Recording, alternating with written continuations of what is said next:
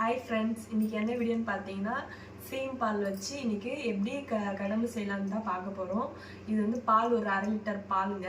இதில் வந்து ஒரு கொஞ்சமாக வெல்லம், நம்ம தித்திப்புக்கு ஏற்ற மாதிரி ஸ்வீட் எந்த அளவுக்கு சாப்பிடுமோ, ஸ்வீட் கம்மியாக சாப்பிடும்போது கொஞ்சமாக சேர்த்துக்கோங்க.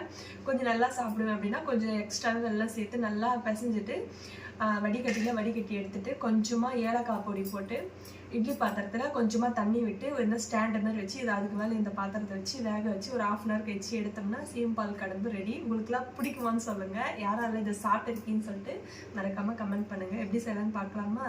வாங்க பார்க்கலாம். இப்போ நம்ம இங்கே பாருங்கள் வடிகட்டியாச்சுங்களா. இப்போ வந்து நம்ம இட்லி பாத்திரத்தில் தண்ணி ஊற்றி நம்ம இது எப்படி செய்யணும்னு பார்க்கலாம்.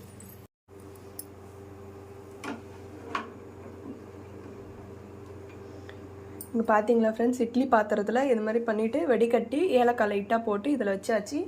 இதுக்கு மேலே ஒரு தட்டு போட்டு மூடி ஒரு 1/2 hour வேக வைங்க. இதுக்கு வெயிட்டுக்கு சாயாமல் இருக்கிறதுக்கு எதனா சின்ன ஒரு வெயிட் வச்சுக்கலாம். இங்கே பாருங்கள் ஃப்ரெண்ட்ஸ், இது மாதிரி ஒரு கல் வச்சுக்கிட்டேன் நான். இப்போ மூடி ஒரு 1/2 hour கழிச்சு நம்ம பார்க்கலாம். சீம் பால் ரெடியாக இருக்கும். இங்கே பார்த்தீங்கன்னா ரொம்ப நேரம் 1/2 hour ஆயிடுச்சு, வெந்துடுச்சு. நான் இதிலேருந்து எல்லாமே எடுத்துட்டேன். இங்கே பாருங்கள் வெந்துடுச்சான்னு பார்க்கலான்னு சொல்லிட்டு இப்படி இப்போ ஒரு ஸ்பூன் வச்சு இப்படி குத்துனீங்கன்னா இங்கே பாருங்கள் ஒட்டாமல் வந்துச்சுங்களா. அவ்வளோதாங்க, சீம் பால் ரெடி. இங்கே பார்த்தீங்கன்னா இங்கே பாருங்கள் கேக் மாதிரி எடுத்தாச்சு. இது சாப்பிட்டு பார்க்கலாம் டேஸ்ட் எப்படி இருக்குன்னு சொல்கிறேன்.